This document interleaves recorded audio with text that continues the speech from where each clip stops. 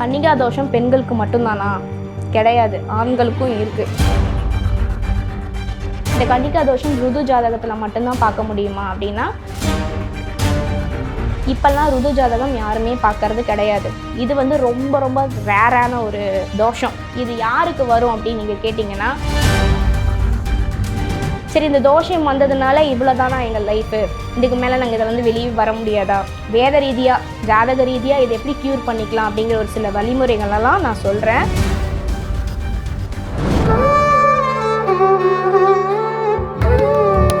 Astro Tamil அன்பு நேயர்களுக்கு வணக்கம். நம்ம சேனலை தொடர்ந்து ஜோதிடம், ஆன்மீகம் அப்படின்னு பல இன்ட்ரெஸ்டிங்கான விஷயங்கள் வந்து பார்த்துட்ருக்கோம். ஸோ அந்த வகையில் இன்றைக்கி ஜோதிட ரீதியான விஷயங்கள் பேசுகிறதுக்காக நம்ம கூட ஜோதிடர் திருமதி சௌந்தர்யா அவர்கள் இணைந்திருக்கிறாங்க. வணக்கம் மேடம். வணக்கம் மேம். ஸோ இன்றைக்கி நம்ம ஜோதிட ரீதியாக நிறைய விஷயங்கள் வந்து உங்ககிட்ட கேட்டு தெரிஞ்சுக்கலாம் அப்படின்னு சொல்லியிருக்கோம். ஸோ முக்கியமாக என்ன அப்படின்னு பார்த்தீங்கன்னா, ஒரு ஜாதகத்தில் பலவிதமான தோஷங்கள் இருக்கும். குறிப்பாக பெண்கள் அப்படின்னு எடுத்துக்கிட்டிங்கன்னா, இப்போது கல்யாணம் ஆகிற வயசாக இருக்கட்டும், இல்லை குழந்தைங்க இருக்காங்க அப்படின்னா அவங்களோட ஜாதகத்துலேயுமே வந்து நிறைய தோஷங்கள் இருக்குது அப்படின்னு சொல்கிறீங்க. ஸோ இன்றைக்கி டீட்டெயில்டாக வந்து நம்ம அதை பற்றி தான் பார்க்க போகிறோம். அதில் முக்கியமாக என்ன அப்படின்னு பார்த்தீங்கன்னா, கன்னிகா தோஷம். ஸோ இது நிறைய பேர் வந்து எடுத்து பேச மாட்டாங்க, நிறைய பேர் கவனிக்கவும் மாட்டாங்க. ஏன்னா இப்போ ருது ஜாதகமெல்லாம் இப்போ இருக்கிற காலகட்டத்தில் யாருமே பார்க்கறது கிடையாது. ஸோ அந்த மாதிரியான ஜாதகங்களில் தோஷம் இருக்குது, அதுவுமே வந்து சீரியஸ் கண்டிஷன்ஸில் வந்து கொண்டு போய் விட்டுரும் அப்படின்னு சொல்லி நீங்கள் சொன்னீங்க. ஸோ நம்ம நேர்களுக்கு வந்து அது தெரியப்படுத்தணும்னு சொல்லி தான் இன்றைக்கி இந்த செஷனில் வந்து நம்ம அதை பற்றி பேச இருக்கோம். ஸோ முதல்ல கன்னிகா தோஷம்னா என்ன, ஜாதக அமைப்பில் வந்து என்ன மாதிரியான அமைப்பு இருந்துச்சுன்னா கன்னிகா தோஷம் வந்து ஏற்படும், இது என்ன மாதிரியான விளைவுகள் வந்து கொடுக்க போகுது, இதை வந்து எதிர்கொள்ளணும்னா என்ன மாதிரியான விஷயங்கள் வந்து நம்ம எடுத்துக்கணும். ஸோ இதை பற்றி கொஞ்சம் டீட்டெயிலாக நம்ம நேர்களுக்காக சொல்லுங்கள். ஃபஸ்ட்டு அஸ்ட்ரோ தமிழா சேனல் சப்ஸ்கிரைபர்கள் அனைவருக்கும் வணக்கம் சொல்லிக்கிறேன். நான் உங்கள் அஸ்ட்ராலஜர் சௌந்தர்யா. ஓம் தத்புருஷாய வித்மஹே வக்ரதுண்டாய தீமஹி தன்னோ தந்தி பிரசோதயாத். எல்லாம் வல்ல உத்திஷ்ட கணபதி எல்லாத்துக்கும் நல்ல வளங்களை கொடுக்கட்டும். இப்போ கன்னிகா தோஷம் அப்படின்னு சொல்லி நீங்கள் கேட்டிருந்தீங்க. கன்னிகா தோஷம் பெண்களுக்கு மட்டும்தானா? கிடையாது, ஆண்களுக்கும் இருக்குது. எல்லா அபாவமும் நல்லா இருக்குது, இல்லை இயர்லி மேரேஜ் ஆகிடுச்சு ஆனால் அவங்களுக்கு நிறையா இங்கே பிரச்சனை இருக்குது அப்படின்னு சொல்கிறாங்கன்னு வச்சுக்கோங்களேன். என்னன்னு எடுத்து ஆராய்வு பண்ணி பார்க்குறப்ப ஒன்று கன்னிகா தோஷம் அவங்களுக்கும் இருக்கும், இல்லை அப்படின்னா அவங்க மனைவிக்கு இருக்குது. இந்த கன்னிகா தோஷம் ருது ஜாதகத்தில் மட்டும்தான் பார்க்க முடியுமா அப்படின்னா, 100%க்கு 200% கரெக்டாக தெரியறது எதில் அப்படின்னா ருது ஜாதகத்தில் தான். இப்போல்லாம் ருது ஜாதகம் யாருமே பார்க்கறது கிடையாது. அப்போல்லாம் பார்த்தீங்கன்னு வச்சுக்கோங்களேன், நாகதோஷமும் பார்க்க மாட்டாங்க, செவ்வாய் தோஷத்தையும் இணைக்க மாட்டாங்க. மெயினாக ருது ஜாதகத்தை எடுத்துகிட்டு போய் கொடுப்பாங்க. ஒரு ஆண் மகனுக்கு அந்த ஜாதகத்தை வச்சு பார்ப்போம். அதில் சில வழிமுறையெல்லாம் இருக்குது. அதெல்லாம் வந்துட்டு 100க்கு ஒரு 80% செட் ஆகிருக்கு அப்படின்னா கல்யாணத்தை முடிச்சுருவாங்க. இந்த ராகு தோஷம், செவ்வாய் தோஷம் அப்படின்னு சொல்கிறதெல்லாம் இப்போ இந்த 60 வருஷம் முன்னாடி வந்தது தான். இப்போ நம்ம மெயினாக பார்க்குறது என்னென்னா, நாகதோஷம் செவ்வாய் தோஷம் இருக்கா, ஓகே இவங்களுக்கு அவங்க மேட்ச் அப்படின்னு சொல்லி பண்ணிடுறோம். அதனால தான் இங்கே டிவோர்ஸ் கேஸ் அப்படிங்கிறது அதிகமாயிடுச்சு. அப்போல்லாம் பார்த்தீங்க அப்படின்னா ருது ஜாதகம் தான். சரி, இப்போ ருது ஜாதகம் இல்லை, பிறப்பு ஜாதகத்தில் பார்க்கலாமா? பார்க்கலாம். ஃபஸ்ட்டு இதுக்கு வந்து ஒரு சில பாயிண்ட்ஸ்லாம் இருக்குது, நான் சொல்லிடுறேன்.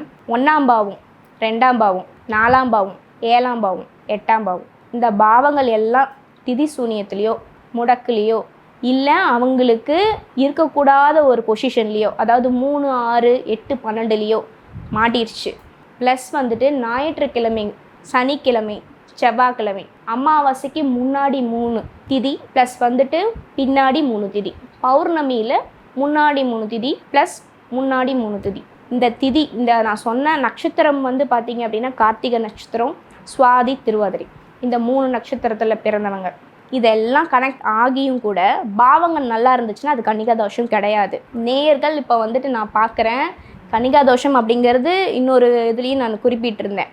அதில் பார்த்தீங்க அப்படின்னா இதில் பாதி ஒத்து போயிருந்ததை வந்து எடுத்துகிட்டு எனக்கு கன்னிகா தோஷமா, எனக்கு கன்னிகா தோஷமானு, இது வந்து ரொம்ப ரொம்ப ரேரான ஒரு தோஷம். இந்த மூவிஸ்லலாம் காப்பாங்க பார்த்தீங்களா, அந்த மாதிரி ஒரு ரேரான ஒரு தோஷம். இது யாருக்கு வரும் அப்படின்னு நீங்கள் கேட்டிங்கன்னா, பெண்களை அறவே மதிக்காத ஒரு குடும்பம், சுத்தமாக அவங்க பெண்களை பொருட்டாவே நினைக்க மாட்டாங்க, இல்லை வழியாகவே அவங்க வீட்டில் கல்யாணம் பண்ண பெண்களையும் பிறந்த பெண்களையும் ரொம்ப கீழ்நிலையில் வச்சு நடத்துகிற ஒரு குடும்பம், ஆணாதிக்கம் அதிகமாக இருக்க ஒரு குடும்பத்தில்.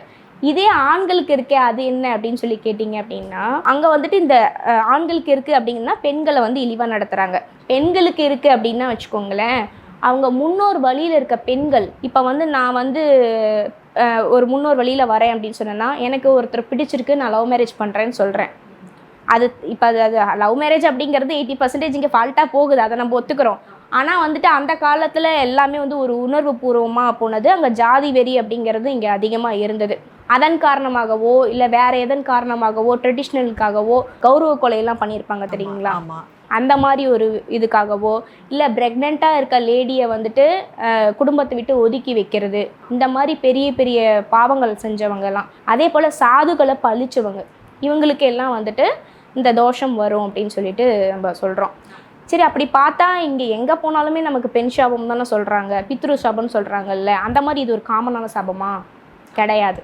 இது ரொம்ப ரேர். ஒவ்வொன்றுக்கும் ஒவ்வொரு பாயிண்ட் இருக்குல்ல, நீ இவ்வளோ பாவம் பண்ணியிருக்க, நீ இவ்வளோ பாவம் பண்ணியிருக்கேன்னு சொல்லிட்டு. அந்த மாதிரி ஹை லெவலில் பண்ண ஒரு இதுக்கு தான் வந்து இந்த தோஷம் வரும். ஓகே, சரி, இந்த தோஷம் வந்ததுனால இவ்வளோ தானா எங்கள் லைஃபு, இதுக்கு மேலே நாங்கள் இதில் வந்து வெளியே வர முடியாதா? வர முடியும். ஓகே, 1000 பேர் இருந்தாலும், கொலைகாரனாக இருந்தாலும், நல்லவனாக இருந்தாலும், யாராக இருந்தாலும் கடவுளுக்கு எல்லாமே ஈக்குவல் தான். அப்பப்போ அவர் வந்து எல்லாத்துக்கும் ஒவ்வொரு சான்ஸை கொடுத்துக்கிட்டே இருக்காரு. இதிலேருந்து வெளியே வா, இதிலேருந்து நல்ல ஒரு வாழ்க்கைக்கு மேலே வா அப்படின்னு சொல்லிட்டு. இதை நம்ம எப்படி பண்ணிக்கலாம், அதாவது ஒரு வேத ரீதியாக ஜாதக ரீதியாக இதை எப்படி க்யூர் பண்ணிக்கலாம் அப்படிங்கிற ஒரு சில வழிமுறைகளெல்லாம் நான் சொல்கிறேன். அதில் வந்துட்டு மெயினாக அப்படின்னு பார்த்தீங்க அப்படின்னா, உங்களுக்கு இப்போ நீங்கள் வாழ்வியல் பரிகாரம், இப்போ நீங்கள் நான் உங்கள் வீடியோ பார்த்துட்டு இருக்கேங்க மேம், எனக்கு ஒரு யூசேஜ் வேணும்ல அப்படின்னு சொல்கிறீங்க அப்படின்னா, கோமாதா பூஜை அதை வந்து பண்ணுங்க. ஆனால் அதுதான் ஃபுல் சொல்யூஷனான்னு கேட்டால் கிடையாது. இது வந்துட்டு 60% வந்து கம்மி பண்ணும். கோமாதா பூஜை பண்ணணும். ஆனால் போயிட்டு ஒரே மாட்டுக்கே கோமாதா பூஜை பண்ணாதீங்க. இந்த தோஷம் இருக்கவங்க மாடே இறந்துரும். அந்த அளவுக்கு ஒரு வீரியமிக்க தோஷம் இது. இப்போ வந்து நீங்கள் இந்த தோஷம் எல்லாம் சொல்கிறீங்க இல்லைங்களா, இப்போ நிறைய பேருக்கு வந்து ஜாதகத்தில் இது இருக்கா இல்லையா அப்படின்னு நம்ம சொல்லி பார்க்க தெரியாது. அவங்க என்ன மாதிரியான, இப்போது எனக்கு இந்த மாதிரி விஷயங்கள்லாம் நடக்குது, இந்த மாதிரி சுச்சுவேஷன்ஸ் எல்லாம் இருக்குது, அந்த மாதிரி ஏதாவது ரிலேட் பண்ணிக்க முடியுமா? இந்த மாதிரி தோஷம் இருந்துச்சு அப்படின்னா, இந்த மாதிரி விஷயமெல்லாம் உங்கள் லைஃப்பில் இருந்திருக்கும் அப்படின்னா நீங்கள் என்ன சொல்வீங்க? ஃபஸ்ட்டு நீங்கள் பிறப்புலேயே பாருங்கள், அவங்க அம்மாவுக்கும் அவங்களுக்கும் ஒத்தே போகாது. எந்த வீட்லேயாவது அம்மா வந்து பிள்ளைய வந்து வேறு மாதிரி நடத்துவாங்களா? இவங்களுக்கு நடக்கும். அம்மா அப்படிங்கிறவங்களே மாமியாரே பரவாயில்ல அப்படின்ற அளவுக்கு இருக்கும். அப்புறமே பார்த்தீங்க அப்படின்னா தந்தைக்கிட்ட ஒரு பாதுகாப்பான ஒரு உணர்வையும் ஒரு பேம்பரையும் எதிர்பார்க்க முடியாது. ஓகே, இவங்க சின்ன வயசுலேருந்தே யார்கிட்ட இருந்து ஒரு அரவணைப்பு வேணும்னு நினைக்கிறாங்களோ அவங்க அந்த அரவணைப்பே இல்லாத ஒரு வாழ்க்கையை தான் வாழுவாங்க. இதில் ஒரே ஒரு ப்ளஸ் பாயிண்ட் என்னன்னு சொன்னால், அவங்களுக்கு குழந்தை பாக்கியம் டக்குன்னு கிடச்சிடும். ஸ்ட்ரகிளே இருக்காது. ஒரு குழந்தையோ 2 குழந்தையோ ஸ்ட்ரகிளே இல்லாமல் குழந்தைய மட்டும் கொடுத்துருவார். எதுக்கு? உங்களோட கர்மாவை தீர்க்கணும்ல, அந்த குழந்தைங்களை வளர்த்து தான் நீங்கள் தீர்க்கணும். அவங்களுக்கு கிடைக்காத விஷயம் எல்லாம் அந்த குழந்தைங்களுக்கு கொடுக்கணும். ஏன்னா அவ்வளோ அடிபட்டிருக்காங்க, அவ்வளோ வந்து வாழ்க்கையில் விரக்தியை பார்த்துருக்கவங்களுக்கு நம்ம கூட இருக்கவங்களுக்கு எப்படி கொடுக்கணுன்னா, அதுக்கும் விடுமா அப்படின்னு கேட்டால், இதில் ஒரு உச்சக்கட்ட கொடுமை என்னென்னா, 4ஆம் பாவம் கெட்டிருக்குன்னு வச்சுக்கோங்களேன். 4ஆம் பாவம் கெட்டிருக்கவங்களுக்கு மனநிலை பாதிப்பு அப்படிங்கிறதே இருக்கும். அதனால் குழந்தைங்களையும் அவங்கள சரிவர பார்த்துக்க முடியாது. இந்த மூட் ஸ்விங்ஸ் மாதிரி ஒரு நேரம் நல்லா இருப்பாங்க, ஒரு நேரம் இதாகுவாங்க. இந்த தோஷம் பண்ணுற வேலை இது. இதுக்கு வந்து என்ன பண்ணணும் அப்படின்னா, 21 நாள் கோமாதா பூஜை பண்ணுங்கள்.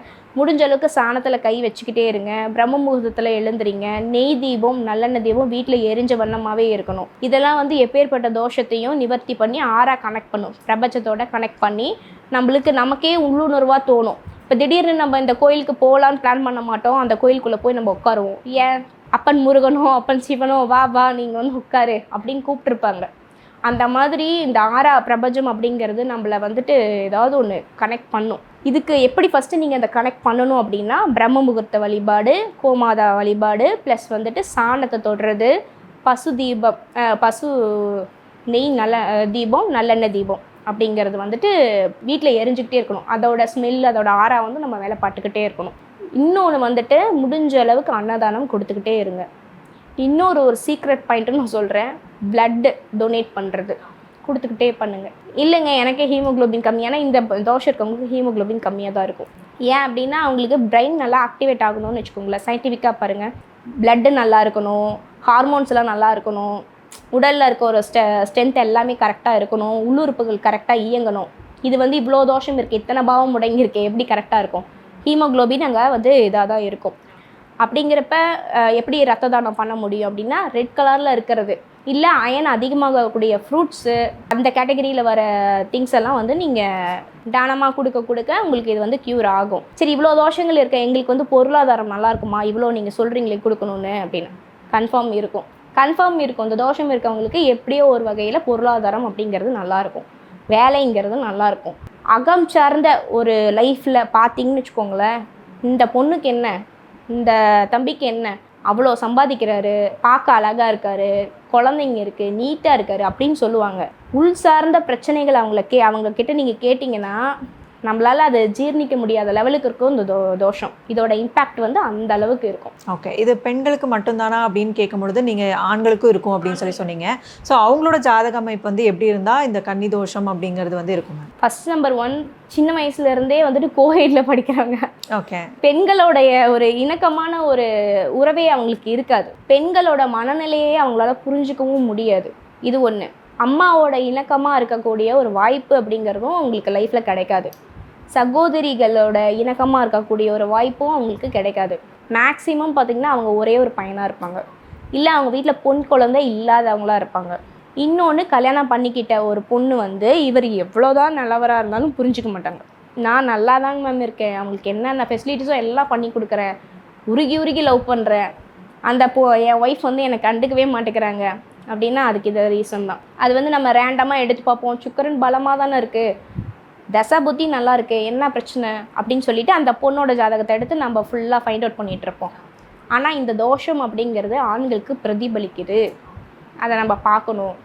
அது எப்படி ஒரு பெண்ணுக்கு வர தோஷம் ஆண்களுக்கு இருக்குது. ஓகே, ஆனால் அதை வந்து நம்ம மேஜராக எடுத்துக்கிறது இல்லை. ஏன்னா உளவியல் ரீதியாக நீங்கள் யோசிச்சு பாருங்கள், ஒரு பெண்ணுக்கு வாழ்க்கையில் பிரச்சனை வருது அப்படின்னா அதை நம்ம மேஜராக நம்ம பேசுகிறோம். இப்போவுமே நம்ம சொசைட்டியில் ஒரு ஆணுக்கு ஒரு லைஃப்பில் பிரச்சனை வருது அப்படின்னா அது மேஜராக நம்ம பேசுகிறோமா? குறிப்பிட்ட அளவுக்கு சொல்ல போனால் இல்லை. ஏன்னா அவங்க வந்து அதை எப்படியோ சப்ரெஸ் பண்ணிடுறாங்க.